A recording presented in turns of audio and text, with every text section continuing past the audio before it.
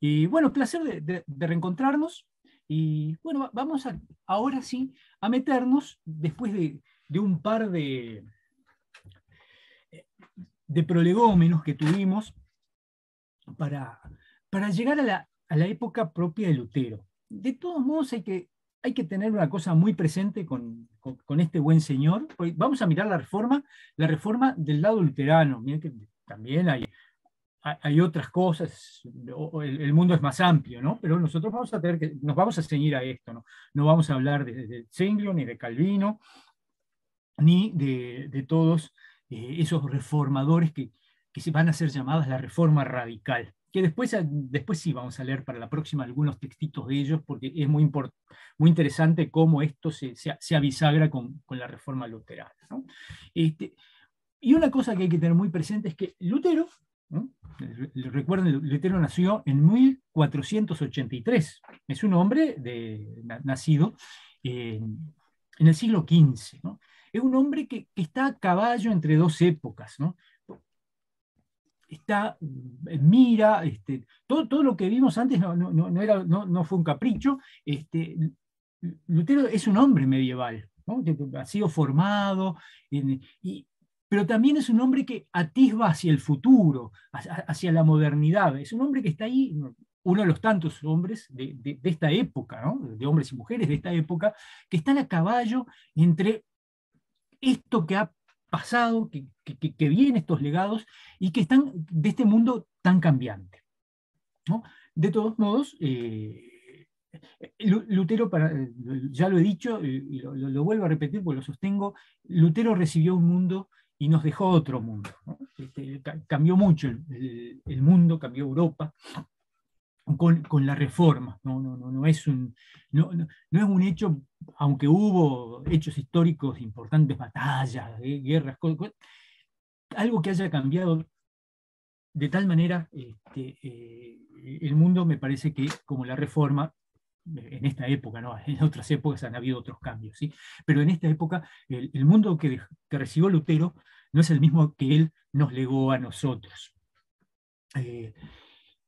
De todos modos, pensándolo a Lutero como hombre nacido en el siglo, a fines, en las postrimerías del siglo XV, en esa Sajonia, ¿no? Lutero, si bien en algún lado Lutero él dice que él es un campesino, ¿no? Un descendiente de campesinos, en realidad el papá trabajaba en las minas, era minero, y esto lo vamos a ver en muchas cosas que va a asignar la vida de Lutero.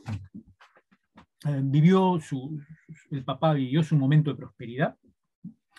Eh, Después, sí, sus negocios fueron cuesta abajo en la rodada, pero es parte de la rueda de la fortuna. A veces está arriba y a veces está abajo, ¿no?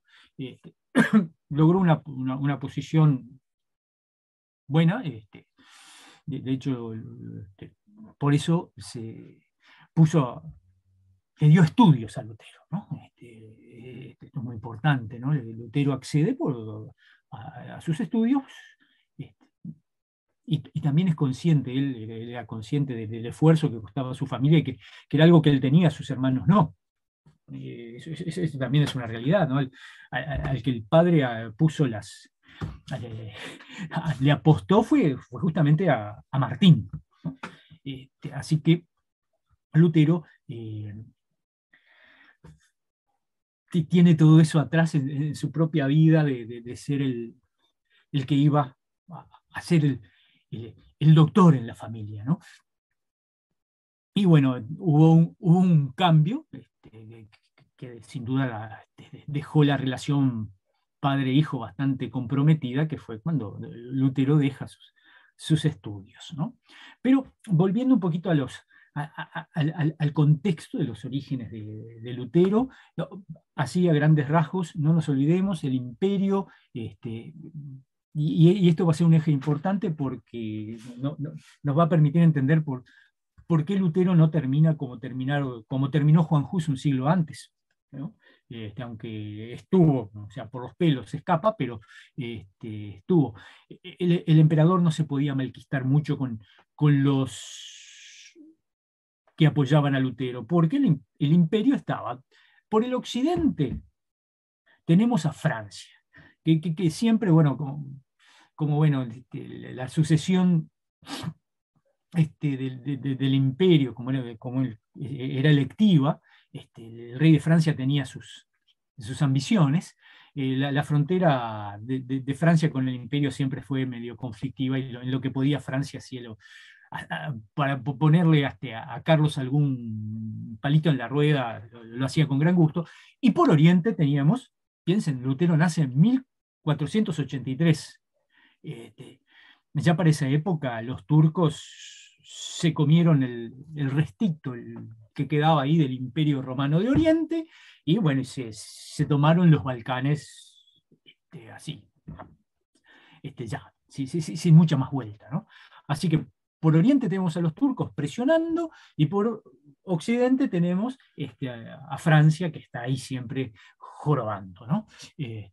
Tampoco hay que olvidar que, bueno, que, bueno, el ascenso de los Habsburgo va a cambiar mucho las cosas también. No se olviden, ese cambio en el imperio. También van a heredar después, Carlos, justamente ese emperador en el cual sucede, bajo cuyo reinado sucede la reforma, también es rey de España. Y no solo rey de España, ¿no? O mejor dicho, las Españas también agregan una cantidad importante de territorio por estos pagos, ¿no? Pero bueno, esas cosas no llegaban a Sajonia, ¿no? Lo que pudiera hacer Hernán Cortés, ¿no? A Lutero no le movió ni un pelo, ¿no?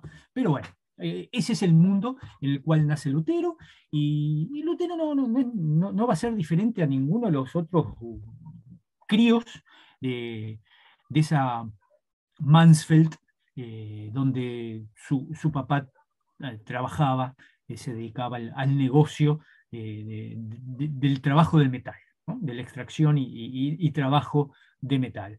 Va a aprender sus primeras letras, como la aprendieron todos los gurises, con bastante sopapo, por supuesto.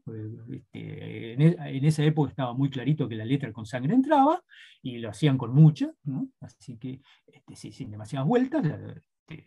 Él habla en algunas de sus trabajos sobre también su casa, ¿no? La disciplina no era cosa, pero bueno, como todo gurí, metía la mano y trataba de robarse algo de la despensa, y por supuesto si lo agarraban le daban una paliza como para que se acordara. En fin, en esas cosas no era muy diferente. Lo que sí fue diferente en la vida de Lutero, el hecho de que sobre él se pusiera esa carga de que vos vas a ser el que en esta familia va a estudiar, y vas a ir a la universidad. Así que, por supuesto, Lutero hizo su formación académica como todos también, o sea, como todos. Fue a Erfurt, en fin, como todo estudiante que salía de su casa y se iba a vivir a otro lado. Paró con la familia de la mamá, que tenía también gente que tenía un poquito también de estudios, ¿no? Entre la familia y la mamá. Pero también tenía que, los pesitos, como de todo estudiante que vive lejos de su casa, eran escasos. Así que bueno, por ahí, cantando, siempre tuvo buena voz y mucha cualidad para la música, Lutero, eso hay que reconocérselo. En la Orden Agustina se lo reconocían mucho, y de hecho nosotros también se lo reconocemos, porque nos dejó un legado himnológico, no menor, ¿no? Así que, cantando y eso, y bueno, y recibiendo algunas moneditas por cantar, Lutero también se las apañaba en sus épocas de estudiante, ¿no? Que por supuesto,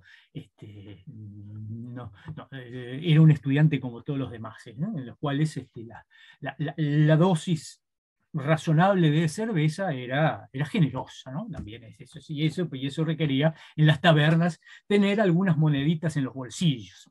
En fin, de esto, digamos, hay biografías, y creo que por ahí están colgadas algunas. Ya, hoy es un día complicado para mí, estoy medio olvidadizo de cosas, pero sí, no me cabe duda que hay bibliografía. En la bibliografía que está por ahí pueden leer sobre la infancia y juventud de Lutero, toda la parte anecdótica, bárbaro. Quizás lo que más importa es el marco de formación, y en particular el de la formación que tiene que ver con lo espiritual. ¿No? Porque lo otro fue lo razonable de todo el mundo, ¿no? Hizo el trivium, el quadrivium, ¿no? Estudiaba Derecho, ¿no? No lo dije, pero es importante, la carrera que su papá había apuntado era el Derecho, porque bueno, eso abría puertas y también, obviamente, para los negocios familiares tener un doctor no era cosa menor, estaba bien pensado. Otro de sus hermanos, el papá también lo había adiestrado para la sucesión del negocio familiar, de llevar las riendas del negocio in situ, ¿no? Al otro, al Martín, lo mandó a estudiar, ¿no? Es la parte de, como les decía, bueno, lo que nos va a importar más es cómo es el mundo espiritual, cómo está viviendo la espiritualidad la gente, cuál es su contexto, ¿no? Uno, el contexto social del cual vimos, si por ahí algún texto hay, social y político de su tiempo, no es muy halagüeño. Hay muchas, hay revueltas, los campesinos, los mineros, ¿no? Hay mucha protesta social en su tiempo, alguna se arregla, otra, bueno, se arregla también con un poquito de derramamiento de sangre, que nunca viene mal para calmar ánimos, y esto no es una cosa, ya venía esta situación, porque por supuesto, en la medida que unos se empobrecen, otros se enriquecen, y normalmente los que se enriquecen son siempre menos que los que se empobrecen, que son más. Bueno, no es un fenómeno tan extrafalario que solo se dio en esa época, así que lo entendemos bien. Y este tipo de cosas van a seguir. De hecho, nuestro corte va a estar en el año 25, ¿no? Porque en el año 25 van a pasar, ya lo adelanto, van a pasar dos cosas que son una inflexión en la vida de Lutero. No voy a decir que después del 25 la vida de Lutero fue cuesta abajo en la rodada, pero fue muy distinta a esta parte, digamos, desde que se hace profesor, pues no vamos a hablar desde mocoso, ¿no? Hasta el año 25, muy distinto, ¿no? a lo que pasa después. Y uno de esos puntos, de esos dos factores que cambian radicalmente la vida de Lutero, es justamente la guerra de los campesinos, uno de ellos, ¿no? Es una más en toda la sucesión de movimientos sociales que ha atravesado el imperio desde que nació Lutero y desde antes también, ¿no? Así que bueno, por un lado tenemos eso en lo social, hay malestares. Otro, lo mencionábamos, la peste que todavía, si bien ya quedó atrás en el tiempo, 2 siglos atrás, la gran epidemia de peste que redujo, pero enormemente, a menos de la mitad de la población europea, quedó atrás, pero siguen habiendo focos. Es sabido, la gente se puede morir muy fácilmente, y no necesariamente por la violencia, sino por las enfermedades. La gente se muere, ¿no? Fácilmente. De hecho, piensen, por eso también uno piensa por qué se bautiza enseguida los bebés, todas esas cosas, porque bueno,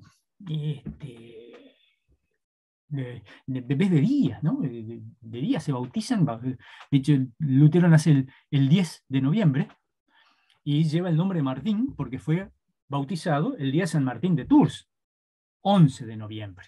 ¿No? Y hay que bautizar rápido a los niños, porque los niños, la mortalidad infantil es importante, así que es importante que estén bautizados, claro está, ¿no?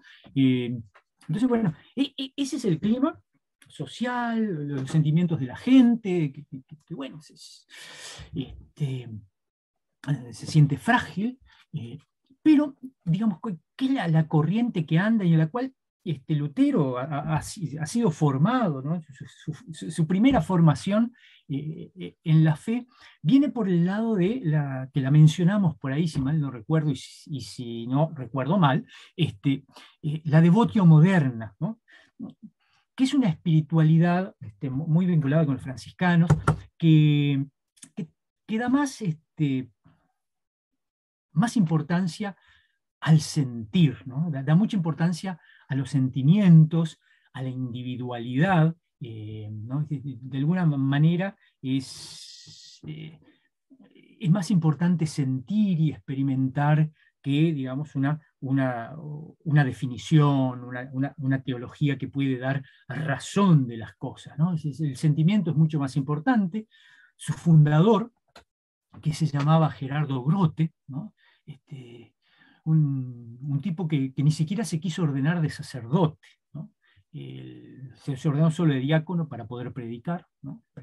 Predicaba, pero le daba pavor eso de oír confesiones, de celebrar la misa, ¿no? Así que era una cosa muy, muy metida para adentro, ¿no? Y por otro lado, cómo se celebraba, ¿no? Cómo era la vida comunitaria de la gente, porque estamos en una sociedad que es cristiana, que la gente toda es, por definición, cristiana, bueno, salvo los judíos, claro, que son los únicos que dentro del imperio no son cristianos. ¿Cómo iba la gente, ¿no? ¿Cómo iba a la iglesia la gente? Bueno, nosotros tenemos nuestra propia experiencia de ir el domingo a la iglesia y sabemos cómo participamos, pero ¿cómo era en los tiempos de Lutero, de Lutero niño, de Lutero mocito? Bueno, había mucha predicación, es cierto, se predicaba mucho. No estoy diciendo que se predicara cómo se predicara, pero sí se predicaba mucho. Pero bueno, por supuesto, la misa era en latín, había música, no el canto como nosotros, sino música y canto que no en lengua vernácula, y que muchas veces opacaba la palabra, y que era lo más importante en esta vida de iglesia, del fiel, ¿no? Del fiel, cualquiera, la señora, el señor, el campesino, que van a la iglesia. ¿Qué era lo importante? Era mirar, no oír. El problema porque entre quiero otro idioma, que música, que canto, que uno que predica en un púlpito, que otro que celebra una misa en un altar lateral, la cosa, para el oído no daba, la cosa era mirar. ¿Y qué era lo más importante para mirar? La elevación de la hostia, ¿no? Y eso es importante, el sacerdote debía elevar 3 veces la hostia, ¿no? Y acá surgen cosas interesantes, ¿no? Abusos, por supuesto, ¿no? Porque hay supersticiones también alrededor de todo esto. Había gente que le pagaba al sacerdote para que elevara una vez más la hostia, ¿no? Porque había que ver, ¿no? Eso es lo que la gente podía ver, la sagrada forma elevada, ¿no? Y bueno, acá aparecen cosas interesantes, ¿no? La gente, vieron que se han visitado, bueno, pero hasta iglesias modernas tienen altares laterales, ¿no? Donde se daban misas, ¿no? Se decía la misa, y había sacerdotes que se les decía altaristas. Lo único que sabían hacer los tipos era recitar la misa, iban y daban misas en los altares, y la gente corría de altar en altar para poder ver ese momento tan sublime de la elevación. Y no era por una manía loca, bueno, porque hay ciertas supersticiones, ¿no? Se creía, mira las cosas que creía la gente, que el día que uno iba a misa no envejecía. No estaría mal, ¿no? Bueno, que nadie se atreva a comentar que yo he ido poco a misa, ¿eh? No, ¿no? Otra cosa, si uno ese día que participaba en la misa, uno no se quedaba ciego, ¿no? A nosotros de repente eso no nos parece mucho, pero la ceguera era una cosa, no era difícil perder la vista en aquellos tiempos, ¿no? Por distintos tiempos de oftalmia, ¿no? que había, ¿no? No se quedaba ciego, no se moría uno de muerte repentina. Entonces, no era cosa menor estar ahí en la misa, en el momento de la elevación. Y lo único que uno podía hacer era mirar. Pero si mirando eso, bueno, no se envejecía, yo creo que no era tan mal negocio para la gente, ¿no? Y todas estas cosas, y además de otras, ¿no? Sobre todo con la hostia, se lo utilizaba también como un producto para la agropecuaria, ¿no? O sea, la hostia tituladicta en el campo ayudaba a la fertilización, se le daba al ganado para que no enfermara, ¿no? Estas cosas de todo el trasfondo supersticioso, sin contar que Lutero también arrastraba en su vida personal todas las supersticiones de los mineros, ¿no? Los mineros son Bueno, es un trabajo peligroso, donde uno puede morirse de distintas maneras, si una explosión por encontrarse un bolsón de gas, un derrumbe. eh, y bueno, eso de experiencias de ver cosas en los túneles, bueno, había mucha superstición. Bueno, y estas son supersticiones que estaban vinculadas con la práctica de fe, ¿no? Este es el mundo con el cual se crió Lutero. Entonces, con esto del mirar, ¿no? Que la gente lo único que hacía era mirar, uno ahora entiende por qué Lutero, ¿no? Y Lutero le da tanta importancia a la palabra, ¿no? También hay que oír. Está muy bien mirar, pero tenemos el oído y hay que oír. Pablo nos dice que la fe viene, ¿se acuerdan de ese pasaje? La fe viene por el oír. Entonces Lutero le va a dar una gran importancia en su vida a la palabra, ¿no? O sea, de alguna manera también la reforma es una reacción ante toda esta superstición, ¿no? Ante toda esta cosa que perturba, ¿no? Y también reacciona contra esto tan individualista y de solo sentimientos. Lutero enfatiza que hay que leer la Biblia, hay que escuchar la predicación, buena predicación de la palabra, los himnos, la música también, esa parte debe dar razón de lo que uno cree, ¿no? Las letras de los himnos de Lutero no dicen cualquier verdura, no son himnos para elevar el espíritu, no, son himnos que transmiten una teología. Eh, Ahora, sabiendo lo que él vivió, en lo que él nació, uno entiende por qué pone tanto éxito, tanto énfasis en esto. Entonces, la Biblia y la palabra, por eso van a ser tan importantes para Lutero, porque discierne que esto es la única forma de barrer cuanta superchería hay alrededor de de la vida de fe, de la práctica cotidiana de los cristianos, de los cristianos que eran como, gente como nosotros, ¿no? Que va a la iglesia porque, bueno, quiere vivir su fe y la quiere vivir en su comunidad y participar de la celebración, participar de los sacramentos, es lo que seguimos haciendo hasta el día de hoy. Bueno, pero Lutero quiere barrer todas estas supercherías que estaban alrededor de, de las prácticas religiosas de la época.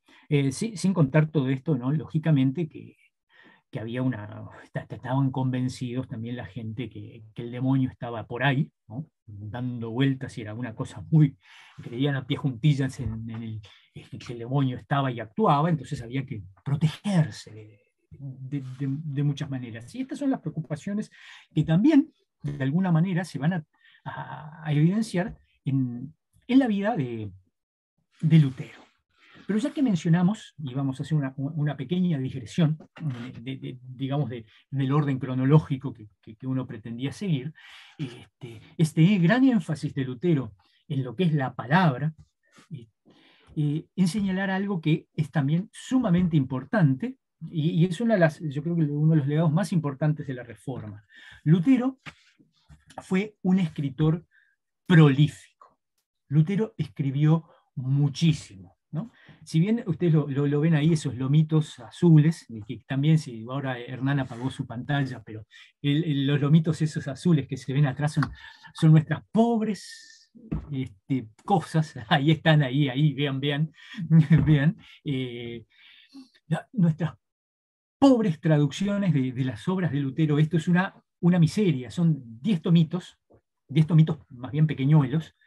Las obras de Lutero, la edición crítica de Weimar, que es donde ahí está todo, son 127 tomos, para que vayan sacando una cuenta, ¿no? Es mucho, ¿no? Y no son fascículos, son soberanos tomos, ¿no? Ahí está, esa es la obra. Lutero escribió muchísimo. Claro, no se olviden, Lutero ya dispone de una tecnología no menor, la imprenta. la imprenta de tipos móviles, que para Lutero era un regalo de Dios. Y aprovechó la técnica de su tiempo ponía a su disposición, la aprovechó, ¿no? De esas 127, bueno, señalo ahí, no, yo no los tengo, los 127, de esos 127 volúmenes, una cosa para destacar, Lutero es un escritor, escribe de comentarios bíblicos, tratados teológicos. Eso sí, si quieren buscar un tema en Lutero, tienen que leerse los 127 tomos, porque está repartido en todo, no es un tipo sistemático Lutero para escribir, ¿no? 14 de esos 127 tomos son cartas. Y eso nos permite, las cartas de Lutero son muy lindas y nos permite conocerlo, ¿no? Uno no puede dedicarse a leer todo el epistolario, tiene otras cosas que hacer también, pero vale la pena. Lutero le escribe a todos, amigos y enemigos, a gente sencilla, a papas, a emperadores no, a emperador, a reyes, a potentados, a gente sencilla, a profesores. Escribe mucho, ¿no? Para él el comunicarse, y en esas cartas él se pone, ¿no? Ahí lo vemos a Lutero como es lo que piensa, y realmente, por lo menos estas traducciones son muy buenas, son muy lindas. Realmente es un tipo digno de ser leído, da gusto leerlo, ¿no? No es una persona de lectura pesada, es bastante grato, ¿no? Supongo que a la gente de lengua materna alemana que lo lee en alemán le debe resultar grato leerlo, ¿no? El que lo lee habiendo aprendido el alemán, de repente ese es el peso de no ser la lengua materna. Pero hasta en la traducción es un texto muy fluido el de Lutero. Y también en esos 127 tomos hay 6 tomos que son muy especiales, y esto lo quiero destacar, porque por ahí hay algunos que no sé si está todo traducido, que son los de las charlas de sobremesa, que en realidad no fueron escritos por Lutero, ¿no? Sino son cosas que los que compartían la mesa con él tomaban nota de las charlas de sobremesa, justamente. No son lo más prolijo de todo, porque, claro, son un grupo de señores que ha comido bien, que ha regado adecuadamente la comida y que después de comer se pone con alguna otra jarrita adelante sobre la mesa, se pone a charlar. Y bueno, a veces no tienen las mejores expresiones ni las más afortunadas. Eran todos varones, así que algunos comentarios medio misóginos también aparecen, pero también muestran otra faceta de Lutero. Lutero era un hombre, o por lo menos también nos dejan ver que Lutero era un tipo muy sociable. A Lutero le cuesta mucho estar en soledad. Lutero es un tipo de estar compartiendo e interactuando con gente. Eso también lo demuestra. Pero lo que es importante es que Lutero escribe de todo y publica muchísimo, muchísimo. Y para que tengan una idea, de 1500 a 1530, el 20% de lo publicado en Alemania fue obra de Lutero. Miren qué volumen, ¿no? Qué volumen. Y no es menor esto, ¿no? Piensen que los territorios más esclarecidos de Alemania llegaban al 10% de personas que supieran leer, ¿no? Escribir ya es más difícil siempre, ¿no? Leer es fácil, escribir es un paso más. Pero bueno, y es otra de las cosas que deja la Reforma, ¿no? Esta profusión de material, ¿no? Sus enemigos también escriben, por supuesto, ¿no? Y Lutero no solo escribe tratados, también escribe folletos y escribe panfletos. Algunos son ilustrados también para la gente menos letrada, lógico, ¿no? Pero se publica muchísimo. Se publica muchísimo en esta época, y esto también favorece. La gente lee, no tiene más remedio que leer. Si quiere estar en el ajo, hay que estar leyendo, ¿no? Y nos legó esto, ¿no? nos legó la mejora en la alfabetización de la gente, cosa que también le importaba a Lutero, ¿no? Lutero se da cuenta. Si la Biblia tiene que llegar a la gente tiene que poder leer la Biblia. Entonces hay dos cosas ahí. Uno, tiene que tener la Biblia en su propio idioma. Y dos, tiene que saber leer. Así que la preocupación de Lutero por la educación, quizás no es un educador, Lutero, pero sí, porque para él la educación es instrumental, es para que la gente pueda ir a la palabra, ¿no? Pueda ir a la palabra, entonces tiene que aprender a leer, no hay caso. Y tienen que aprender a leer los niños y las niñas. También las niñas tienen que aprender a leer, y eso ya no es un tema menor. Así que ese es uno de los grandes legados de la Reforma, ¿no? El contribuir a la alfabetización y, sobre todo, aunque esto es muy posterior, la traducción de la Biblia de Lutero es una obra señera, ¿no? Porque el alemán que utiliza Lutero es la simiente del alemán moderno, ¿no? Que sin duda el núcleo es el alemán que se manejaba en la Cancillería de Sajonia, pero es el núcleo alemán moderno. Lutero es el padre de la lengua alemana antes que Goethe. Lutero le da la lengua para que Goethe después la use, ¿no? ¿Por qué? Y Lutero decía una cosa, ¿no?, que es muy importante. Yo sé traducir, ellos no.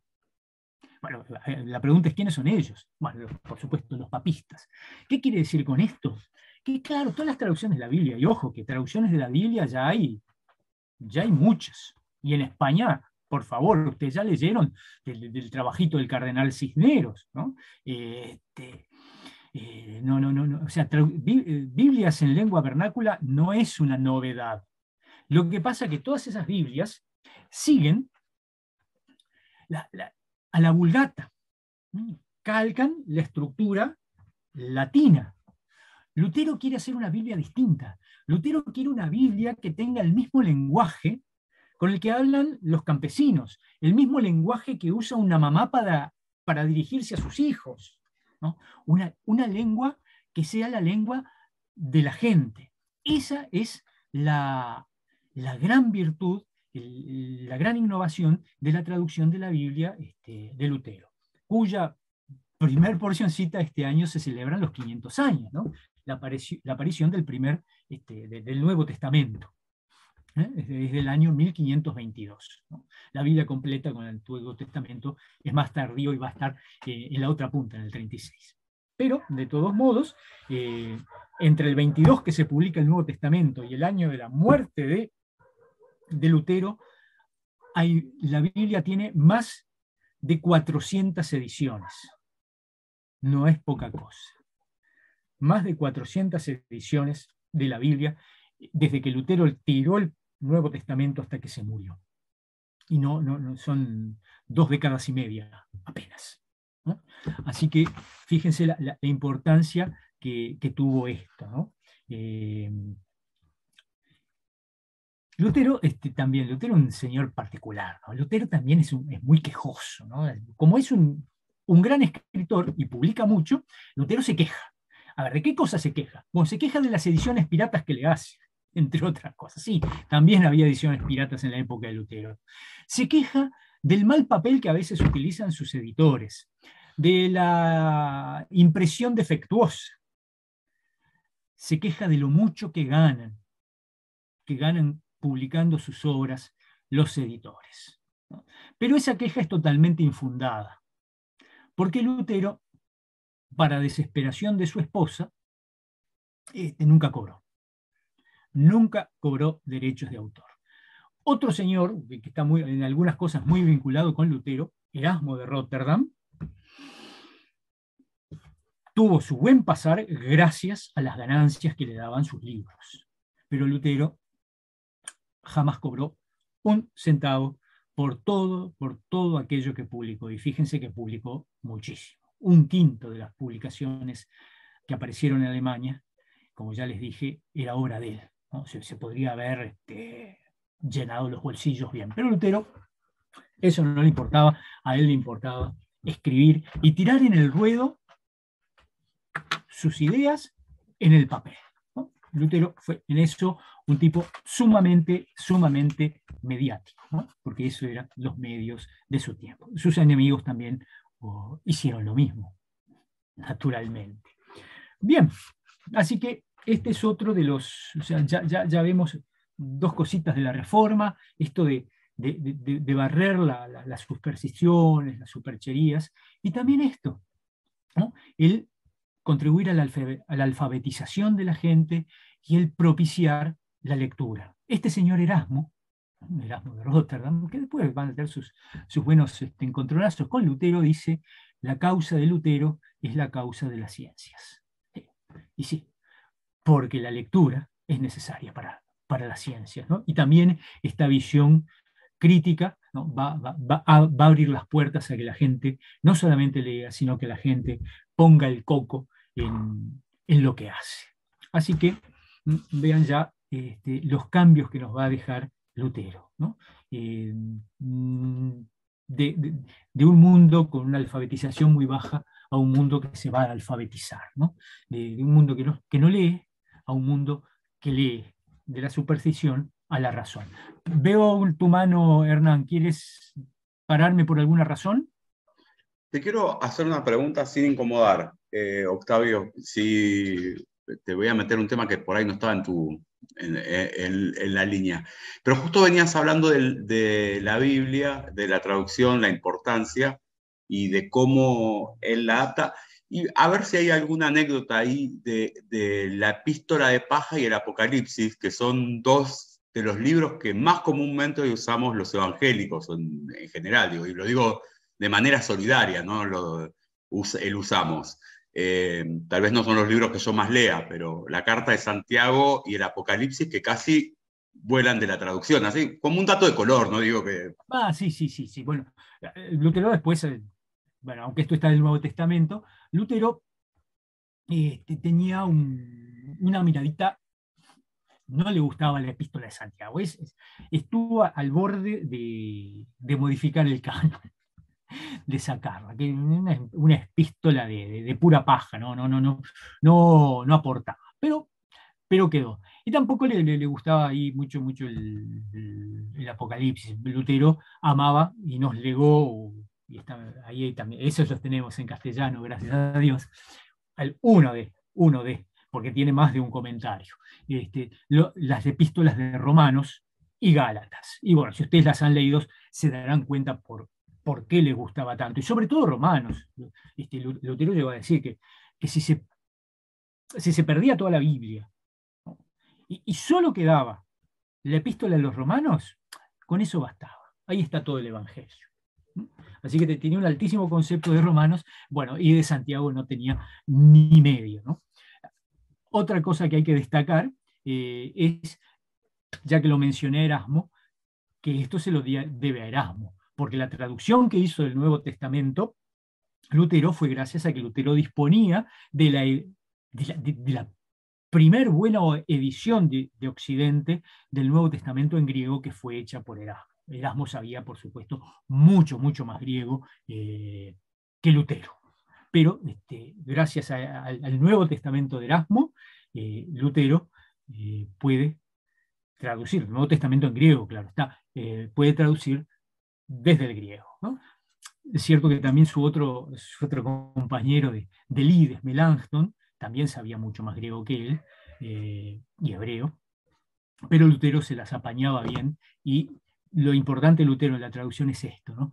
Que ese texto, el texto sagrado, debe ser vertido en una forma de lengua que sea la que habla la gente, ¿no? Para que esa palabra pueda ser aprendida por la gente, ¿no? Y eso es digamos, Lutero hizo prácticamente una labor de investigación folclórica, ¿no? Porque prestaba atención, tomaba notas del habla de la gente, del habla cotidiana, ¿no? Es una muy interesante labor para, lo hizo, obviamente no era un folclorista, lo hizo con un fin muy utilitario, su traducción de las Sagradas Escrituras. Primero del Nuevo Testamento, ¿no? Que lo hizo mientras se tomó unas vacaciones, de las cuales ya hablaremos, y el Antiguo Testamento que lo hizo después. Y por supuesto escribió, en uno de estos tomos están los prefacios a cada libro de la Biblia, muy interesantes de leer, valen la pena. Así que en la medida que pueden, están todos online. Creo que sí. ¿Verdad, Hernán, que sí que están todos los tomos online? ¿O me equivoco? Bueno. Todavía no están cargados todos los tomos. Ah, bien, pero existen online. Existen y los podemos poner a disposición de la cursada. Sí. Simplemente para ir a curiosear, no es ninguna obligación, ni van a aprovechar, ni van a aprobar o desaprobar este curso por haberlo leído o no, por supuesto. Pero digo, porque a veces da gusto ir y bichar alguna cosita, aprovechenlo. Bien, así que vamos con este otro, ya dejamos metido este punto que es Lutero como escritor y la importancia de la palabra, que como ven es una reacción a la forma como la gente vivía la vida en la parroquia, ¿no? Mucho mirar y poca palabra, solo vista, solo imagen. Bueno, Lutero nos mete la palabra y bueno, y se preocupa para que todo el mundo tenga las herramientas para apropiarse de esa palabra. Pero bueno, volvemos ahora un poquito a la vida de Lutero. Lo dejamos como estudiante de Derecho, muy buen estudiante, hombre, como era tipo muy sociable, tenía un buen grupo de amigotes. Supongo que, como ya he sabido que ya de mayorcito le gustaba mucho la cerveza, es muy probable que de jovencito también le gustara con el mismo énfasis. Así que vamos a dejar a este estudiante que un día deja los estudios. El año de gracia de 1505, Lutero deja sus estudios de Derecho y se hace fraile. Y aclaro por las dudas, Lutero fue fraile, no monje. Lutero fue a un convento, ¿no? Los frailes viven, no se aíslan en monasterios, los frailes viven en las ciudades, ¿no? Y profesó en la orden de San Agustín, ¿no? que aún existe, por supuesto, ¿no? Hay toda una leyenda acá, en la vida de Lutero, como la de todos los personajes así relevantes de la historia, hay mucho de leyenda, ¿no? Parece ser que la cosa vino por un susto mayúsculo que en el camino se dio por un rayo que cayó, y bueno, la leyenda dice que exclamó, Santana, si me salvas, me hago fraile. Santana es la patrona de los mineros. Fíjense cómo todo ese background de la minería influye sobre Lutero. Ante el miedo se encomienda a Santana. Y bueno, dicho y hecho, también había la muerte de algún compañero, ¿no? Adentro de él están todas esas cosas que mueven a la gente, los miedos, esas aprehensiones a la muerte, y Lutero se manda para el convento de los agustinos de Erfurt. Edificio que aún existe, por supuesto, y se puede visitar, inclusive el negocio ahí ahora es ofrecer hospedería. Uno puede pasar a alojarse también ahí, ¿no? Muy espartano, no es un hotel de 5 estrellas, es muy espartano, pero es un lindo lugar para pasar el convento de los agustinos. Bueno, se imaginarán que esto genera un buen conflicto familiar. El padre, que había puesto todas sus fichas en Lutero para que estudiara Derecho, ahora se hace fraile. Si se hubiera metido a cura y hubiera pensado que podía escalar posiciones y por lo menos anhelar un obispado, pero no, fraile, ¿no? Cosa terrible. No obstante, en el convento Lutero recibe muchas cosas, ¿no? El convento también es fermental para la vida de Lutero, ¿no? Ahí su superior va a ser un señor, Juan Staupitz, que realmente fue fermental en la vida de Lutero, aunque después los caminos de la vida llevan, como siempre, a veces personas muy unidas en algún momento por alguna situación divergen. De hecho, al final, Staupitz en realidad, mayor que Lutero, por supuesto, pero muere joven. No lo apoya, en la reforma. Lutero, Staupitz permanece fiel a la causa de Roma, y además Staupitz va a dejar la orden de los agustinos y se va a hacer abad benedictino, ¿no? Buscando eso tan propio de esa piedad, la paz y todas esas cosas frente al todo el despiole que es el mundo. Y eso a Lutero lo dejó mal. Pero, de todos modos, Staupitz fue muy importante en su vida, ¿no? Lo primero, Staupitz fue el que anduvo ahí en la fundación de la Universidad de Wittenberg, ¿no? Cosa que en la vida de Lutero va a ser muy importante, porque es el que lo convence a Lutero que se doctore en teología y le deja su cátedra. Y hasta acá uno podría ver solamente la actitud de un superior con su protegido. No, una cosa, nada del otro mundo, pero realmente el que Lutero, que Fray Agustín, porque Agustín fue el nombre Martín era el nombre de bautismo de Lutero. Y ya que hablo de nombre, el apellido del papá no era Lutero, era Luther. Lutero se lo cambió, en un momentito utilizó otro nombre, Eleftherios, ¿no? Libre, ¿no? En griego. Y después lo usó por muy poquito y después se quedó con este de Luther. Pero cuando profesó en el convento, el nombre que él toma es Agustín, ¿no? Así que Fray Agustín va a tomar su cátedra de Biblia, fue profesor de Antiguo Testamento. Y realmente va a pasar algo muy importante. La universidad, que era una universidad chiquita, de un pueblito chiquito, porque Wittenberg ni era ni es tampoco hoy en día una muy grande, tenía pocos estudiantes. Cuando este buen profesor, Fray Agustín, empieza a dar clases, empiezan a fluir, pero a fluir cantidad. La matrícula de la universidad crece mucho. Lutero termina siendo el profesor estrella de la universidad. Así que por eso también lo mimaban mucho, ¿no? Porque Lutero traía estudiantes, había gente que venía a oír a Lutero. Como dato, así te digo, pero esta es una anécdota, no tiene nada que ver ni con la historia ni con la reforma, un pepino.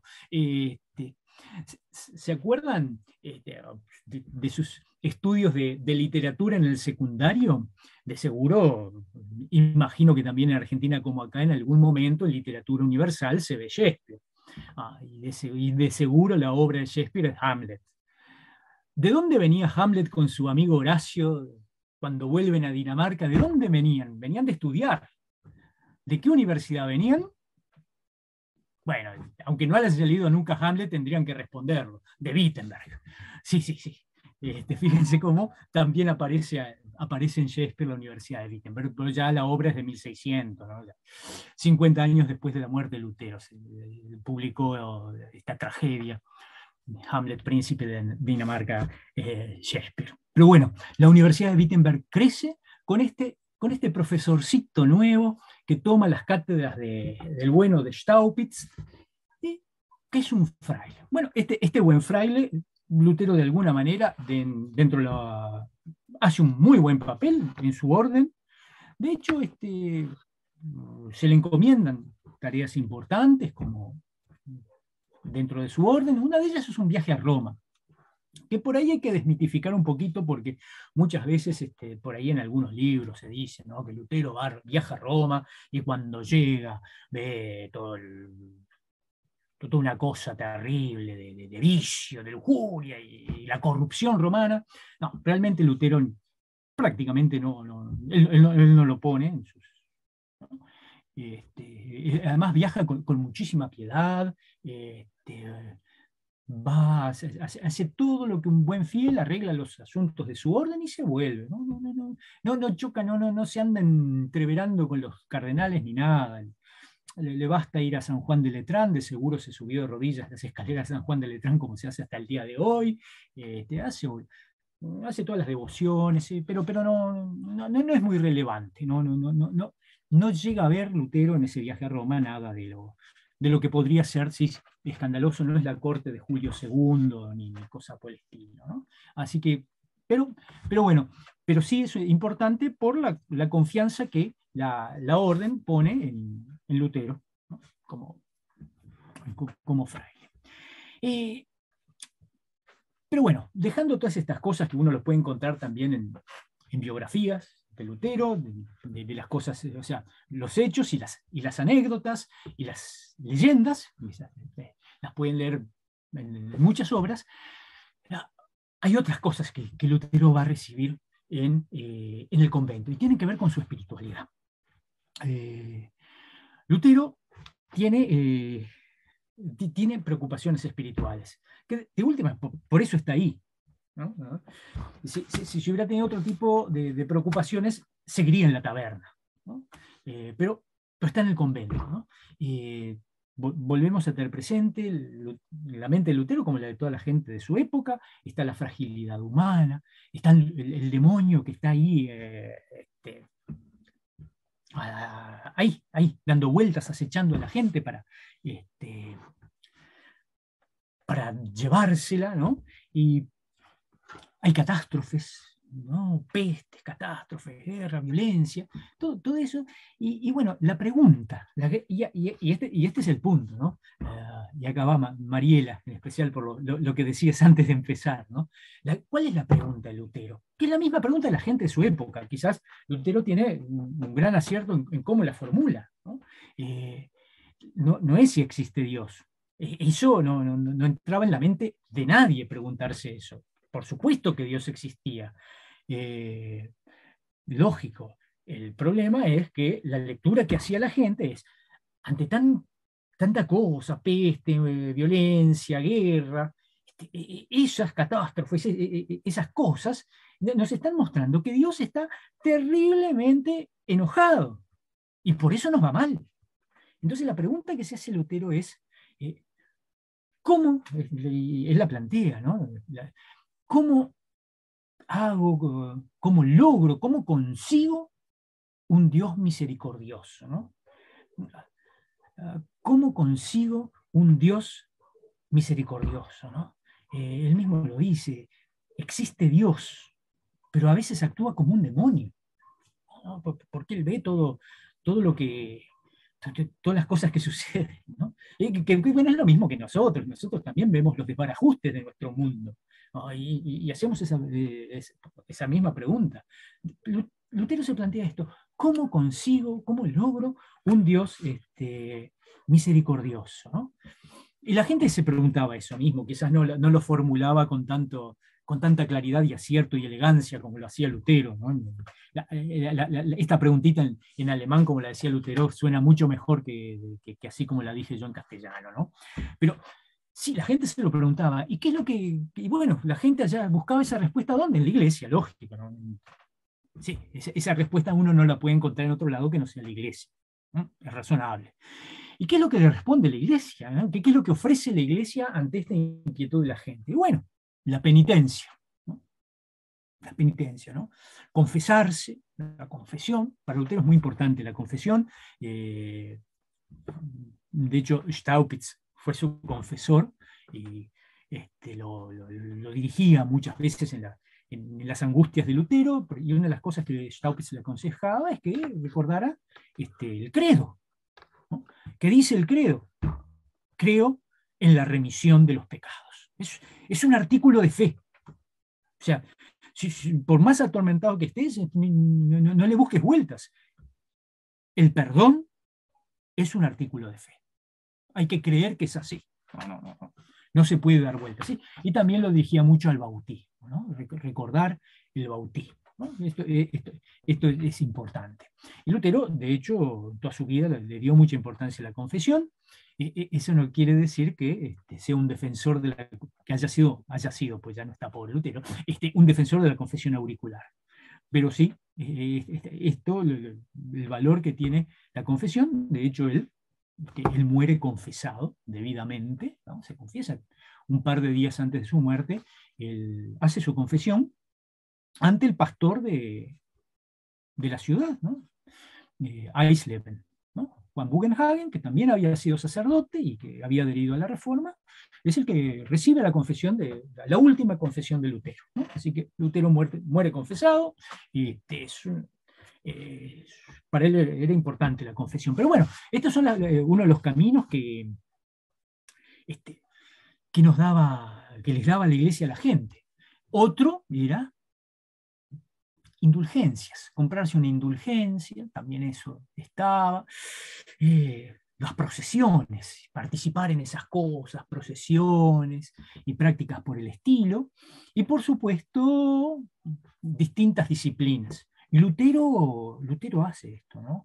El ayuno, digamos, privarse de cosas, ¿no? Dormir en el piso, inclusive, digamos, esto de maltratar el cuerpo. Entonces, esa disciplina, bueno, esas eran las cosas eran las ofertas que la iglesia de ese tiempo tenía para la gente que se hacía esta pregunta. Entre ellos, Lutero, que también se hacía esta pregunta.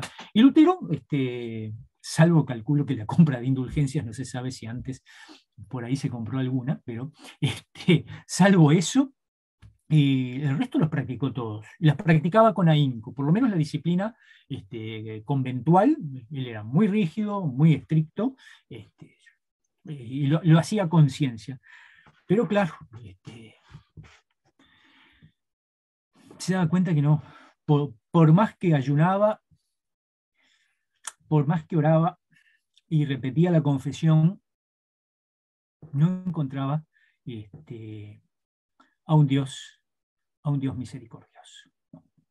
Por ese lado, por esta oferta de la iglesia que le resultaba insuficiente.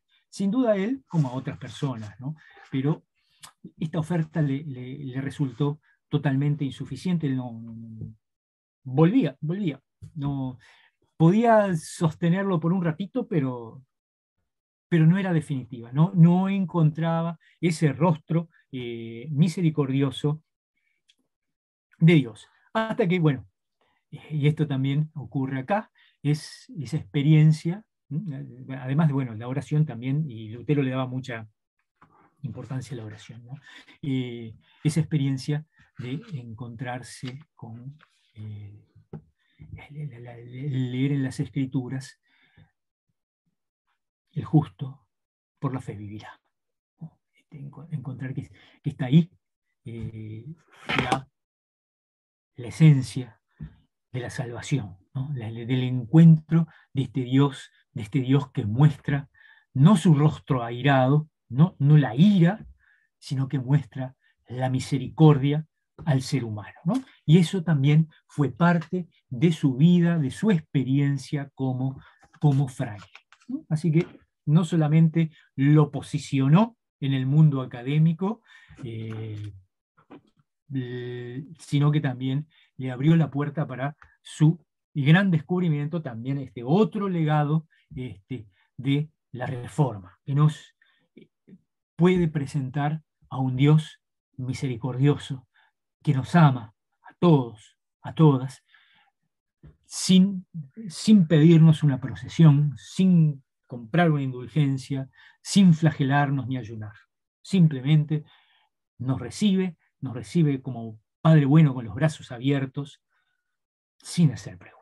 Simplemente nos toma en sus brazos, ¿no? Así que este es otro de los legados que ya tiene que ver en el orden de la salvación, de la soteriología, pero que también es muy importante, y esto también surge en el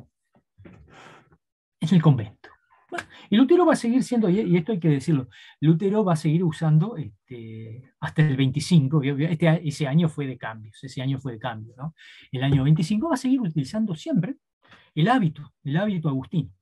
Va a ser después del 25 que va a usar ya ropas seculares, ¿no?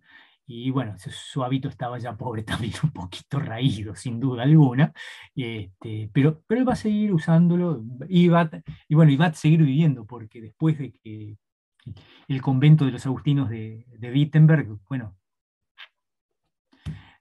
se van todos los frailes y bueno, el duque se lo va a conceder a él y a su familia como un bien raíz en propiedad, ¿no? Así que él se va a quedar viviendo también, ya va a dejar de ser convento y va a ser su casa, ¿no? Su domicilio, donde va a criar a sus hijos, su familia, y bueno, y va a tener su casa, va a ser su casa. Pero bueno, este buen y frailuno Lutero va a meterse en algunos berenjenales más, ¿no? Y todos conocemos esa historia del 1517 que tiene que ver con las indulgencias, ¿no? La historia es muy manida, muy conocida. Las indulgencias, esa venta de indulgencias que se hace ya en una forma descarada, o sea, hay una necesidad muy grande de recaudar, ¿no? En realidad, el que es eh, se necesita plata. Y bueno, entonces hay que vender. Bueno, Lutero se le ponen los pelos de punta ante esta tropelía, ¿no? De que la gente prefiera la indulgencia a que confesarse. Fíjense la importancia que le da, ¿no? Si uno quiere el perdón, la remisión de los pecados, confiésese, porque Dios perdona, ¿no? Pero no tiene por qué ir a pagar una cosa que es incierta. Y bueno, ahí tenemos en el 1517 las famosas 95 tesis, ¿no? Que de buenas a primeras no son tesis antipapistas, no hay ningún problema. Está la leyenda de la clavazón de las mismas en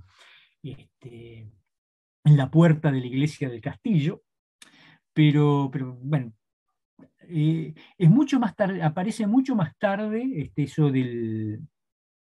Los contemporáneos de Lutero ninguno lo menciona, es tardío, así que es probable que no fuera así, pero bueno, digamos, esa imagen icónica de Lutero ahí, martillo, clavo y papel en puerta, es más legendaria, más de la parte de ese adorno de la historia, pero es probable que no sea un hecho histórico. A los efectos nuestros no nos importa.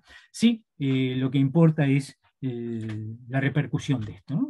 Lutero la reparte a tutti quanti, a las principales universidades, París, Lovaina, eh, y por supuesto las cosas, la onda expansiva hasta ahora había sido un buen profesor, pero ahora sale al ruedo público con algo que choca. Que choca porque toca algunos bolsillos en realidad, ¿no? Y bueno, y ahí ya cuando tocan el bolsillo las cosas, la gente para un poquito, ¿no? Eh, si bien al principio tampoco el Papa se la toma muy en serio, ¿no? Esas son cosas por los que vendían las indulgencias eran dominicos, Lutero era agustino. Bueno, son cosas de frailes alemanes borrachos. Ya va a pasar, pero bueno, la cosa es que la cosa es que no pasa. No pasa, y entonces tenemos a un Lutero que va a empezar a escalar en sus propuestas públicas, y en muchos va a chocar justamente con el poder. Y ahí ya las cosas se van a complicar, inclusive entra en debate, le mandan para, y esto no es menor, le mandan para interpelarlo a uno de los más finos teólogos de la época, el cardenal Cayetano. Va hasta Augsburgo a encontrarse con Lutero, ¿no? Realmente ya no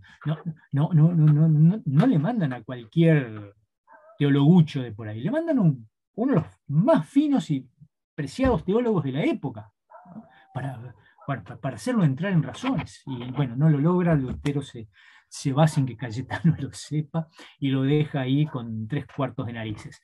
Bueno, la cosa es que esto va a ir en aumento y se va a generar, y de todos modos está en un debate, empieza a moverse mucho la academia, ¿no? Los estudiantes empiezan a tomar partido, todo esto, Lutero empieza a generar un buen movimiento, y bueno, las cosas, ¿cómo se dirimían? ¿Se acuerdan que hablábamos en la Edad Media? Una de las prácticas eran las disputas, las disputatio, ¿no? Entonces, va a haber una disputatio con un teólogo católico, el doctor Juan Eck, ¿no? Lutero se burlaba mucho de él, pero lo apreciaba, no era tanto. En un, este, en un castillo que me queda más o menos a medio camino entre Wittenberg y Nuremberg, el, el castillo de Pleisenburg, y ahí va a ocurrir un debate.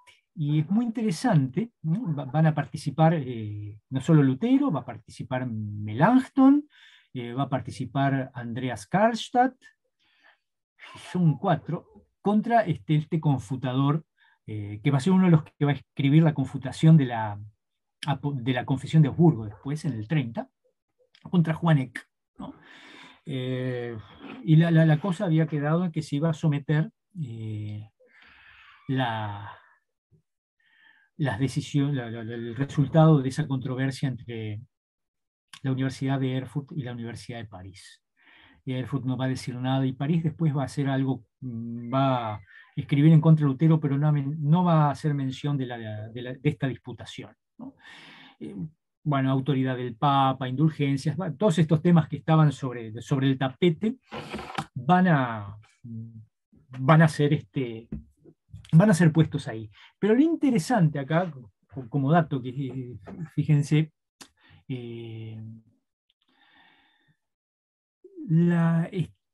bueno, Eck va a revolcar bastante a Karlstadt, por ejemplo, porque era una persona de un carácter mucho más calmo, que estudiaba, miraba textos, y el otro era un orador todo fervoroso. Claro, ahí lo revolcó. Pero bueno, con Lutero ya no era distinto, porque Lutero no era un tipo mansito.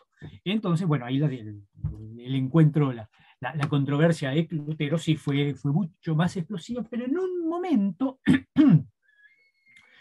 Eck muy astutamente lo hace decir a Lutero, o le plantea, pero eso es lo que decía Juan Hus, ¿no? Les digo esto para vincularlo ya, volver un poquito para atrás, pero eso es lo que decía Juan Hus. Y Lutero, por supuesto, dice, sí, claro, en eso tenía razón. Entonces, claro, ahí Eck se pone a gritar como chancho, eso es herejía, herejía. Juan Hus fue condenado como hereje y quemado en Constanza, esto estuvo por herejía, y bueno, ahí Juan Eck se atribuye la victoria de la disputa, y bueno, y ahí se acaba. Pero fíjense qué interesante cómo lo deja mal parado a Lutero, porque lo hace asumir, reconocer que algo que había dicho Hus, ¿no?, sobre la Santa Cena, estaba bien, era correcto, ¿no?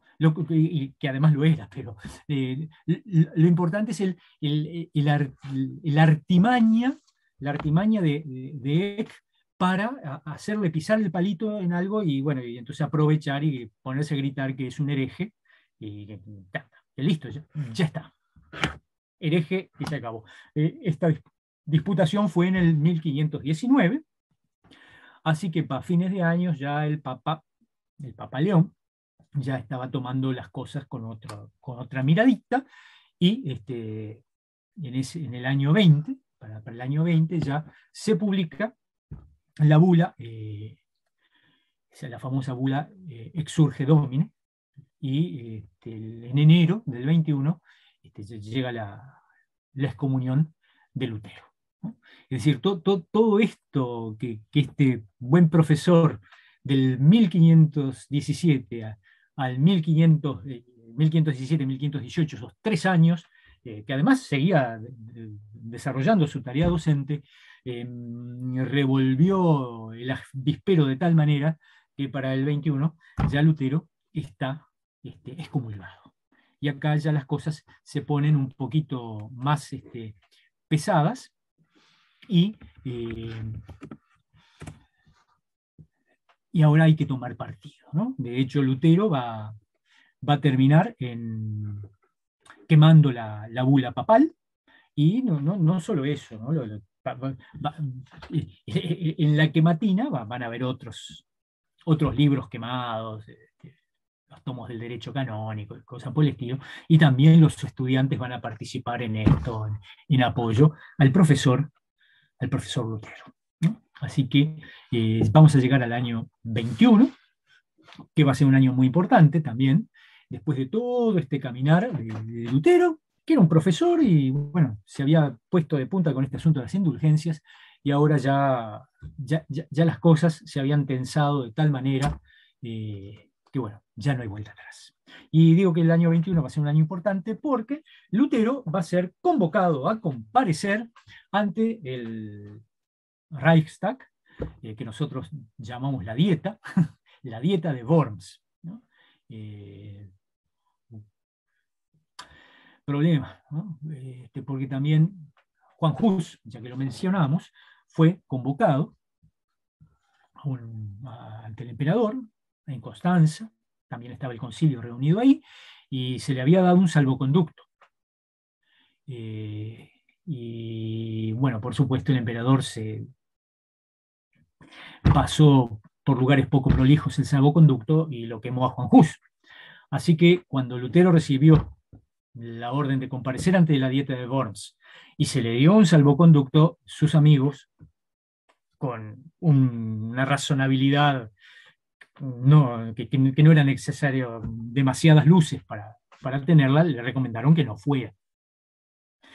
Porque, bueno, tener un salvoconducto a Juan Hus no le había servido de nada, así que podían asumir que también este emperador iba a proceder de igual manera, visto las cosas. Además, Carlos V de Alemania, Carlos I de España, era un tipo que se asumía él mismo como que él tenía sobre sus espaldas como emperador romano, sobre sus espaldas estaba la defensa de la iglesia, ¿no? Y realmente Carlos vivió con gran dolor, porque para él era lo vivió como un fracaso la reforma, ¿no? Sintió que él como emperador romano había fracasado en su obligación de defender el bien y la integridad de la iglesia, ¿no? Así que este es el hombre, que es un muchacho, es muy joven ahora Carlos, cuando se van a encontrar con Lutero. Lutero es mayor que el emperador, es el emperador que lo va a convocar. O sea, un emperador que no tiene ganas de oír nada que no sea lo que esté bien alineadito con el Papa, ¿no? Bueno, y Lutero va igual, dice, bueno, ustedes todos lo habrán cantado alguna vez un 31 de octubre, aunque demonios mil pronto se estén, sí, dice, que haya tantos demonios en Worms como tejas en los tejados, igual voy a ir, ¿no? Y de hecho va, de hecho, es muy interesante, en el tomo 1, de ahí atrás está el informe que le hace sobre esto, es lindo de leerlo, muy lindo de leerlo. Y bien, digamos que el viaje es sí, un viaje medio triunfal, ¿no? La gente que lo saluda en el camino, es un héroe popular, ¿no? Pero bueno, la dieta reunida en Worms le va a pedir bueno, que se deje bobadas y que diga que todo lo que dijo, se arrepienta de todo lo que dijo y ya se acabó, y así todo el mundo entra en razones y se dejan de embromar con cosas raras. Y Lutero, y ahí está esa famosa frase que bueno, en las películas, la más clásica, ¿no? Aquella del 54, está, que se planta y dice, si no me convencen por las Sagradas Escrituras, no puedo hacer nada. Aquí me planto, que Dios me ayude, ¿no? ¿Sí? Bueno, pide tiempo ahí. Interesante también, esto se puede leer en las biografías. El tipo clasifica sus obras, porque le piden que abjure de todas sus obras, ¿no? Las clasifica en las que son buenas y no dicen nada en contra de nada, y por lo tanto esas no tienen por qué retractarse. Las que son claramente controversiales, pero que si no lo convencen, y las otras que no son, que tampoco entonces tiene sentido andar abjurando de las mismas. Así que o son buenas, o no tienen nada que ver, o realmente yo estoy convencido de esto y convénzame de lo contrario. Así que dijo, yo no abjuro de nada, señores, acá me planto. ¿No? Bueno, se pudo ir Lutero, se pudo ir. El salvoconducto le sirvió para salir de la ciudad, pero las cosas no pintaban bien porque uno de los edictos de la dieta de Worms fue declarar a Lutero proscripto. Y que bueno, nadie, o sea, y por supuesto, como en todo el tipo de los textos legales de la época, cualquiera que le prestara auxilio también incurría en la misma pena, ¿no? Cosa que a nadie se le ocurra darle ayuda, porque entonces se va a recibir el mismo trato que un proscripto. Pero la buena protección que tenía, ¿no? y esto tiene que ver con el hecho de que, bueno, el emperador tampoco se puede poner pesado con los grandes señores del imperio, porque necesita tener a todo el imperio bien unidito, porque tiene los turcos, los tiene ahí, y con muchas ganas de avanzar, y del otro lado también le están metiendo palos en la rueda al rey de Francia. Así que más vale que el imperio esté unidito, y si a alguno de los señores se le pone medio díscolo con el asunto religioso, bueno, y no le demos tanta bolilla a los asuntos religiosos, mantengamos la unidad del imperio. Porque si hubiera sido otro el contexto, Carlos no hubiera tenido demasiados peros para pasárselo a degüello a Lutero sin demasiada vuelta. Pero no podía ser. Y uno de sus protectores, el duque Federico, el llamado el Sabio, elector de Sajonia, uno de los príncipes electores, ¿no? Así que no era cualquier, por más gran señor que fuera, era un elector del imperio, provee un ardid para sacar a Lutero del medio y tenerlo guardadito y a buen criterio, ¿no? A buen resguardo, ¿no? Que lo hace secuestrar por gente de su confianza y que se lo lleven a alguno de sus procesiones y que no le digan cuál.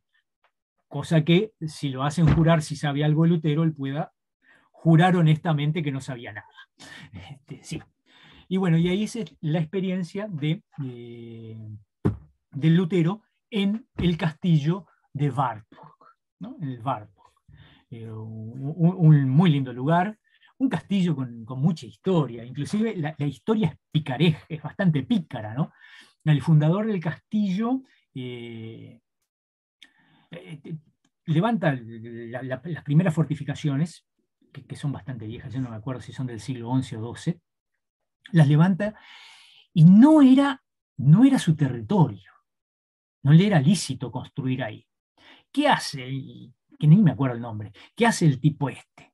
Manda a llevar, en un lugar bastante escarpado, para subir al lomo de mula, sacos de tierra, y los hace esparcir sobre el solar donde pensaba levantar su castillo. Entonces, cuando tiene que jurar de que está construyendo sobre su propia tierra, era verdad. Estaba construyendo sobre su propia tierra, porque la había mandado desparramar sobre el terreno.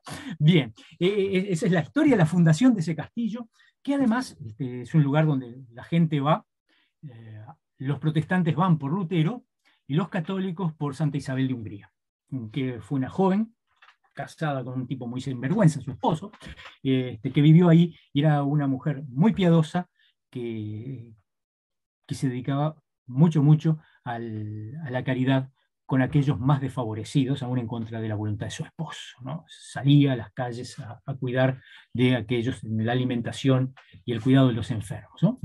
Una persona de gran piedad, y también vivió y murió en ese castillo. Y bueno, Lutero vive ahí, escondido. Por ahí van a ver en alguna de los tomos, hay figuras de él de incógnito. Se hace llamar el caballero Jorge, se deja la barba, se dedica a la cacería, entre otras cosas, ¿sí? Pero bueno, Lutero no va a aguantar solo, esa no es la vida de Lutero, se lleva algunos libritos con ellos, y ahí es en el Wartburg donde va a traducir el Nuevo Testamento, justamente, ¿no? Es la gran obra del Wartburg. Pero de todos modos, evidentemente Lutero ahí la pasó muy mal, por lo que decíamos antes, es un tipo muy sociable, y estar solito, por más que tuviera el castillo a su disposición, no era lo que a él le gustaba, ¿no? Hay muchas hay muchas historietas ahí del encierro de Lutero en el Wartburg, pero entre ellas hay una pieza donde dicen la mancha de que Lutero le tiró un tintero al diablo, y la muestran ahí, bueno, si bien había mucha creencia en los demonios y en el diablo, pero bueno, Lutero decía que al demonio había que vencerlo con la tinta, claro, la tinta de la imprenta, ¿no? No sacudirle tinterazos. Pero bueno, esta es ahí la mancha, el tinterazo que le tiró al demonio Lutero. La cosa es que Lutero, como no aguanta estar mucho tiempo quieto, y se entera, y esto también es otra de las cosas que pasan. En el ínterin cobra auge, y esto no va a ser una cosa menor, en Wittenberg empiezan desórdenes, ¿no? O sea, porque a Lutero lo guardaron, pero Lutero ha generado un movimiento. Y bueno, ¿quiénes quedan? Otras personas. Y entre esas otras personas está este Karlstadt, y que va a empezar a liderar un movimiento en Wittenberg, un movimiento de iconoclasia, ¿no? Donde se vandalizan iglesias. De hecho, la iglesia parroquial de Wittenberg, ¿no? Que está consagrada a Santa María, si hoy la visitan, bueno, van a disfrutar de lo que es el arte, ¿no? La expresión de arte sacro de la Reforma, porque esa iglesia fue tan vandalizada que todo lo que hay hoy es del momento de la Reforma, porque destruyeron las imágenes, los vitrales, todo, porque todo eso era idolatría papista, ¿no? Empiezan a surgir también estos movimientos radicales en los cuales, bueno, si no está en la Biblia, entonces hay que sacarlo, y bueno, y que también siempre están acompañadas de lecturas muy, muy particulares de las Sagradas Escrituras. Y cuando a Lutero le llega estas cosas al oído, Lutero entonces dice, bueno, no, hay que volver a Wittenberg. Hay que volver a Wittenberg a poner las cosas en órdenes. Las cosas no son así. Si bien Lutero tiene ahí cosas, escritos furibundos contra la veneración de imágenes y cosas por el estilo, pero el vandalismo no es propio. Es más, Lutero defiende el arte sacro, porque dice que, bueno, que es la forma que la gente más simple, sobre todo la gente iletrada, y sí, esa que no puede oír la palabra y que lo que le queda es el ver, y bueno, sí, el arte sirve para ver. Por eso hay grandes artistas de la época de la Reforma, los Cranach, Padre e Hijo, Durero, que van a poner el arte al servicio de la Reforma. Yo acá no lo tengo en la clase de teología. Jan, creo que sos el único que hiciste teología 1, ¿te acuerdas del el retablo del altar mayor de Santa María? Ahí, que es una expresión de la teología de la Reforma, los sacramentos y la predicación, ¿no? El centro es la Santa Cena, a un lado tiene el oficio de las llaves, el bautismo, y al pie, en el retablo del altar mayor de esta iglesia, la predicación, ¿no? El arte está puesta al servicio de transmitir las ideas de la Reforma. Y esto también es muy importante, y Lutero lo apoya. Lutero quizás no es un comunicador en el sentido que hoy entendemos, pero es un tipo que sabe y entiende muy, pero muy bien que es importante poder comunicar a la gente, ¿no? Y va a utilizar todos los medios. Y fundamentalmente él va a privilegiar la palabra, sin duda alguna, pero las artes visuales también. Y también va a emplear la música, ¿no? El tipo que en eso Lutero tenía las ideas bien puestas. Así que bueno. Gracias. Ahí está. Es muy bonito. Muy bonito, vean. Además, porque tiene varias cosas que hacen a la teología de la Reforma, ¿no? Está en el contexto. O sea, acá la última cena, bien contextualizada. Primero, la ropa de la gente es la ropa de ese momento. La gente que está ahí sentadita en la mesa es la gente de ese momento. Este que está acá No sé, ¿mi cursor se ve? No. No, claro, porque yo no estoy compartiendo la pantalla. Pero el señor que está recibiendo la copa, ¿no? Que le está dando un servidor de pie, ese señor es Lutero. Lutero caracterizado como el caballero Jorge, barbudito, ¿no? ¿No? Acá tenemos de un lado, del otro lado tenemos el bautismo. Fíjense la posición en que se toma el bebé, no es la que usamos ahora. Al bebé se lo agarraba boquita abajo, ¿no? Ahí está el bautismo. Y el que está, y una cosa muy interesante, el señor que está bautizando, bueno, gracias por el que está bautizando, es Melanchthon. Cosa interesante, Melanchthon nunca fue ordenado, Melanchthon era laico, ¿no? Y acá, del otro lado, a la derecha, tenemos a Juan Bugenhagen eh, ejerciendo el oficio de las llaves, absolviendo al señor que está a la, bueno, de ese lado, el que está a la manito, no sé si es izquierda o derecha de ustedes, sí, supongo que es la izquierda de ustedes, el que está a su derecha, y por supuesto se retira sin recibir el perdón de los pecados por impenitente el otro caballero. Y al pie tenemos Lutero predicando, la gente que es la gente de su tiempo, ahí está su esposa, todos oyendo la predicación. ¿Y qué es la predicación? La predicación, miren la manito de Lutero. Yo estoy señalando y nadie me está viendo. No sé. Entonces ven que yo señalo, pero ustedes no me ven. Está indicando a qué? La cruz de Cristo, ¿no? O sea, ese es el centro. Bueno, esto es el arte contemporáneo. Y acá también.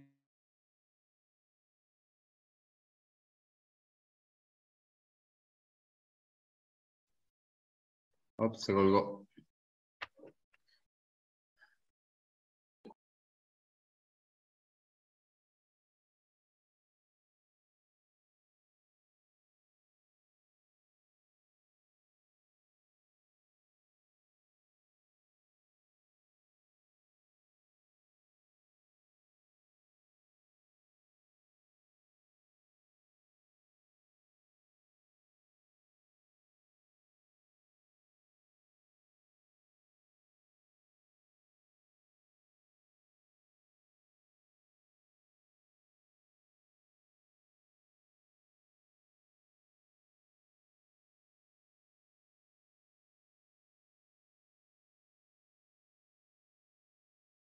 Bueno, ahí está tratando de regresar Octavio para terminar la clase.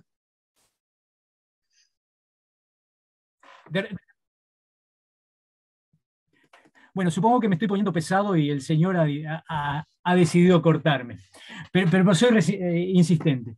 Bueno, la cosa es que en el fondo estaba el castillo de Warburg, así que vean, la Santa Cena es totalmente contextual.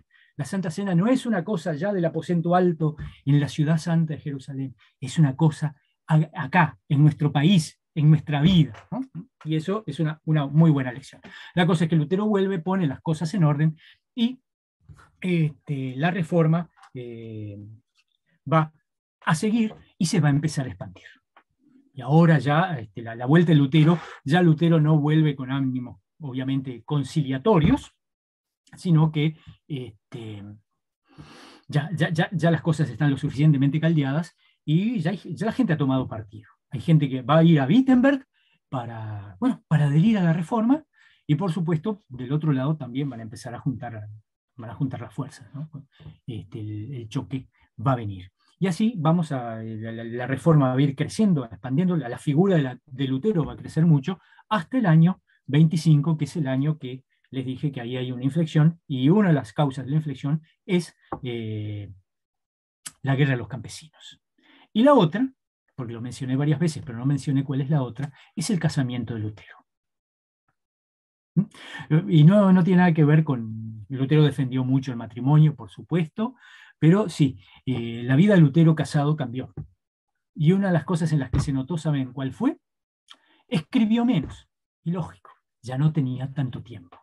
Tenía que sostener una familia, tuvo 6 críos, fue un buen padre también, eso hay que reconocerlo, ¿no? Como él componía mucha música, también componía música para sus hijos, canciones. Uno de los golpes más duros de su vida fue que una de sus hijas, Margarita, murió a los 15 años, ¿no? También tuvo esos dolores en su vida. Así que bueno, su vida familiar también hizo que su producción fuera distinta y además también sus preocupaciones, aunque confesemos que en el fondo la que paraba la olla en esa casa era doña Catalina, porque Lutero, en cuanto a economía doméstica, la especialidad de él eran los gastos, no tanto el buen orden administrativo, ¿no? Lutero no tenía ningún inconveniente en caer a comer con cuanta persona se cruzara en la calle y todo el mundo comía y bebía en su casa. Se ve que era muy buen anfitrión y sin duda por algo esas charlas de sobremesa la gente quedaba charlando con él. Pero bueno, no era un cuidadoso administrador de la casa, su señora sí. Su señora sí sabía que bueno, había que hacer su huertita, ¿no? Sacó una licencia para fabricar cerveza y vender, para hacer algún pesito más, para parar la olla. Pues, también criar 6 críos, ni en el presente ni en el pasado fue fácil. Así que bueno, esa fue la obra. Y antes de terminar, yo quisiera hacer algún comentario, porque hemos hablado mucho de Lutero, y van a encontrar mucha bibliografía de Lutero. Y normalmente, según la época de la historia que vean, hay bibliografía, y hay que tener mucho cuidado. Hay bibliografía laudatoria, o sea, en la cual Lutero es un héroe, un tipo que caminaba por lo menos 5 centímetros por encima del suelo, no como el común de los mortales. No, Lutero era un hombre con sombras, y muchas. También tenía muchas sombras. Es una persona como nosotros. Y eso es lo que, bueno, lo hace grande, que era tan humano como cualquiera, ¿no? Y también, por supuesto, está las que lo parangonan a un demonio, ¿no? Lutero, y con historietas como que en realidad Juan Luther no era el papá de Lutero. El padre de Lutero era el mismo demonio, porque su madre había cohabitado con Satanás, ¿no? Cosas por el estilo, y que se ahorcó cuando murió se ahorcó del palo de la cabecera de su cama, cosas por el estilo, ¿no? Para pintar, para que la gente entendiera que con esos no había que meterse, ¿no? Bueno, también está esa historia, ¿no? Pero, como dijimos que en la época de Lutero se publicaba mucho, ¿no? Y muchos escritos, pero también se publicaban panfletos así, bien, de lo más bajo, y de ambos bandos, ojo, ojo. Entonces ustedes lo vieron, pero me gustaría comentarlos un poquito, sobre todo uno que me parece muy lindo. Voy a ver si puedo compartir pantalla con ustedes. ¿Puedo compartir pantalla? Sí, Farrer, está habilitado. Bueno, ahí tenemos uno, en el que caracterizan a Lutero como un monstruo de 7 cabezas, ¿no? Este es muy común, lo van a ver en muchos lados, ¿no? Es el monstruo de 7 cabezas. Simplemente unos comentarios. Este me parece excelente, el que les voy a, que ustedes de seguro ya lo vieron. Esto, por supuesto, es del bando católico. En realidad, Lutero no es más que la gaita del diablo, ¿no? La palabra de Lutero es lo que le sopla el diablo, es una gaita, es un instrumento del demonio. Excelente caricatura, me parece muy, muy buena. Y después estas otras que son más groseras. Esta no tanto, esta no es muy grosera, la que vamos a ver, pero ahí la tenemos. Este podría ser una ilustración una ilustración bíblica, es una ilustración del Apocalipsis. Ahí tenemos a la gran puta de Babilonia, montada sobre la bestia, y hasta ahí parecería una imagen del Apocalipsis, para ilustrar el Apocalipsis cualquiera. Pero si ustedes notan, y ahora sí ven mi cursor, ¿no? Acá, sí. Lo que tiene en la cabeza, está muy chiquito esto, es la tiara papal. Entonces, claramente, la gran puta de Babilonia es el papado. Que les quede claro a todos los que lo presente vieran. Pues este sí es groserito, pero está muy bueno, también en esa línea de la demonización del papado. Acá tenemos al Papa siendo parido por el diablo, más bien cagado por el diablo, el Papa y toda su corte, ¿no? Y como ven, acá tenemos al Papa niño acunado por unas gorgonas, amamantado pues, también por una gorgona. Ven que el bebé tiene la tiara papal y enseñado a caminar por un demonio, ¿no? Así que toda la estructura del papado es obra del demonio, ¿no? Hay otros también así de este pelo, hay muchos, muchos, muchos, muchos. Pero el más lindo que me parece, y con esto quiero terminar por el día de hoy, a ver si lo logro encontrar, perdón, es el último, que está en la iglesia de Santa María, es un mural. Eh, pero que me parece importante ver, no sé si se podrá, si yo lo puedo ampliar, sí, ahí está. Este mural lleva, ¿lo están viendo? Bien, Sí. este mural lleva el Sí. título de la Viña del Señor. Bien, entonces vemos la Viña del Señor que está dividida en dos partes. El lado de la Reforma y el lado del papado, ¿no? Entonces vamos a ver las cosas, ¿no? Acá inclusive acá está Lutero. Lutero está trabajando en la Viña del Señor. Y ahí son todos los personajes de la época. O sea, todos estos son todos personajes de la época, ¿no? Lutero está trabajando en la viña. Hay gente que carpe, que cava, que riega, que cuida el cercado, que cuida los vallados, ¿no? Están cuidando la Viña del Señor. Acá hay un castillo en el fondo, por si les interesa. Pero del otro lado, ¿qué hacen? Bueno, hacen todas las tropelías que pueden. No siembran, no plantan, no cuidan, arrancan, destruyen, queman, tiran piedras en el pozo, echan, bueno, no se ve tanto, echan sal en la tierra. Hacen cuanta tropelía se puede esperar para destruir la viña del Señor. Y también, bueno, después pueden ver al pie la gente, abajo acá sale el Papa con toda su corte, vean las actitudes, ¿no? Las actitudes del poder, las prendas, y por el otro lado, la piedad, la sobriedad, ¿no?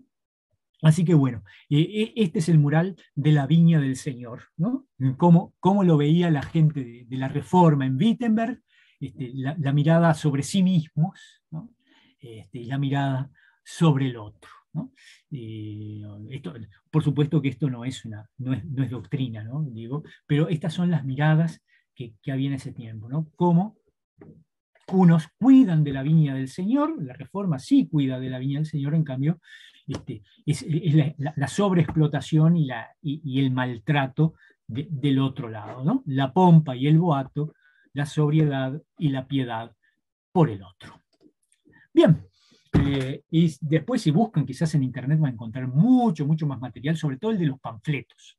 De los panfletos hay infinidad, cosas muy lindas. Que sean lindas no quiere decir que sean piadosas, simplemente que están muy bien hechas, con mucho tino. Y bueno, y eso da cuenta del gran movimiento, de cómo corría papel y tinta a rolete en esta época de la Reforma. Y para llegar a todo el mundo, ¿no? Todo el mundo, de ambos lados, de ambos lados.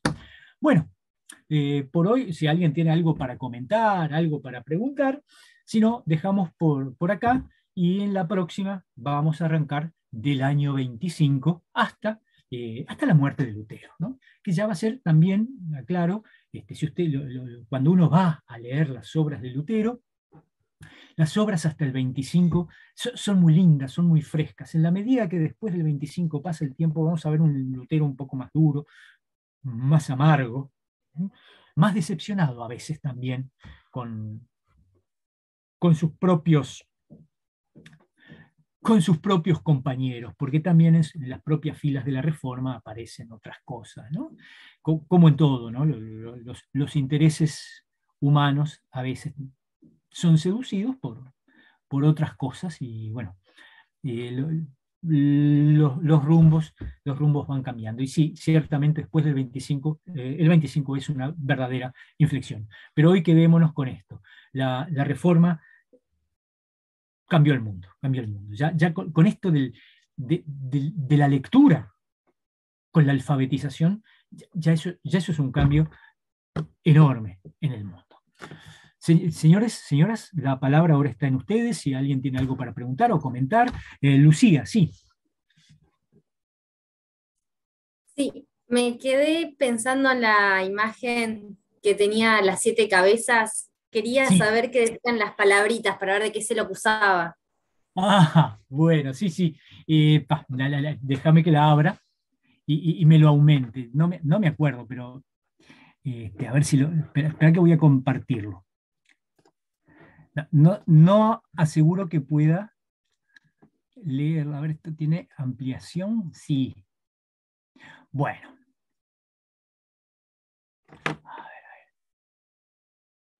Bueno, en realidad lo que dice arriba es simplemente doctor Martín Lutero.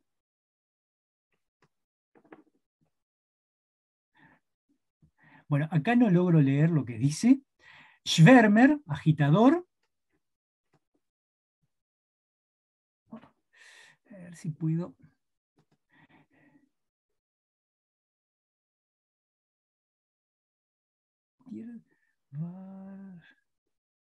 Barrabás es esta. Y esta. La verdad ahí no logro distinguir, ¿no? Acá en el centro lo que dice es Martín Lutero, 7 cabezas, ¿no? Y bueno, acá está Lutero con el birrete doctoral, acá parecería como clérigo, acá como turco. Esto no me puedo dar cuenta, pero acá como Belcebú, el señor de las moscas. Esto parece más bien una deidad pagana, y aquí como, digamos acá, con este rostro y esta masa, o bien Hércules, o bueno, alguna cosa muy bruta. Eso es lo que tenemos. Pero bueno, la idea de esto es escarnecer, por supuesto, y lógico, un monstruo de 7 cabezas. ¿Dónde hay un monstruo de 7 cabezas? En el Apocalipsis. Y justamente no está del lado del Cordero. En fin, así que todo esto se juega con esto para transmitir, bueno, con este tipo no hay que tener relación. Esta es la bestia del Apocalipsis. Por el otro lado, lo mismo, dicen, ¿ven? El papado es la obra del demonio, el papado es la verdadera bestia del Apocalipsis, ¿no? Ahora que hablo de Babilonia, dije la gran ramera de Babilonia. El año 21 también fue un año muy importante por 3 escritos que publicó Lutero. Que miren, mis olvidos. Hoy no es el día que ando mejor. Pero bueno, a la nobleza de la nación alemana, la cautividad babilónica de la iglesia y la libertad del cristiano. Esos 3 escrititos de Lutero son fermentales. Y al que no los leyó nunca, les recomiendo el de la libertad cristiana.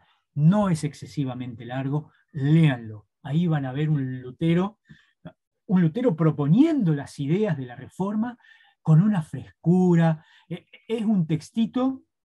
Tampoco es un textito de corto, no se engañen, no son un par de párrafos. Es un texto hermoso, hermoso de verdad, y que y que realmente todos debiéramos leer en algún momento, ¿no? Así que lo recomiendo. Y de esos 3 textos, que son fermentales, esos 3 textos, fueron escritos en el 21, año que verán que es un año prolífico, ¿no? Por supuesto, igual Lutero siguió publicando comentarios, porque él seguía en todo este tiempo, hasta el año 25, todo esto que hemos contado, todas las cosas que fue para Leipzig, que para aquí, para allá, Heidelberg, a Roma, todo eso, Lutero siguió siendo profesor y daba sus clases y tenemos todos sus comentarios, ¿no? Hay una cosa sobre Salmos, Génesis, comentarios, hay cantidad, una gran producción de Lutero en comentario bíblico, ¿no? Y que evidentemente por ese cambio en la matrícula de la universidad era, deberían ser clases muy seductoras. La gente, los estudiantes iban a oír a Lutero. Bien, perdón. ¿Alguien más tiene alguna? No, perdón si te satisfice mi pobre respuesta, te satisfizo, Lucía. Sí, sí, muchas gracias. Si alguien tiene alguna otra cosita. Como vamos a subir los textos de Lutero, podemos, en el repositorio, podemos indicar dónde encontrar esos 3 textos. Aunque no sean parte de la acusada. Creo que son parte de Teología 1, por lo menos la libertad cristiana es. La libertad cristiana y partes de la cautividad también para los sacramentos lo usamos. Sí, para los sacramentos también. Eso todo, no hace falta muchas luces, es el tomo 1, el bendito tomo 1. Ahí también está la disputación con el doctor Eck. Es un tomo interesante, el tomo 1, y es la figurita difícil de la colección. Pocos son los que tienen un tomo 1 y los que acá lo tenemos nos lo prestamos. Acá no está. Acá sí.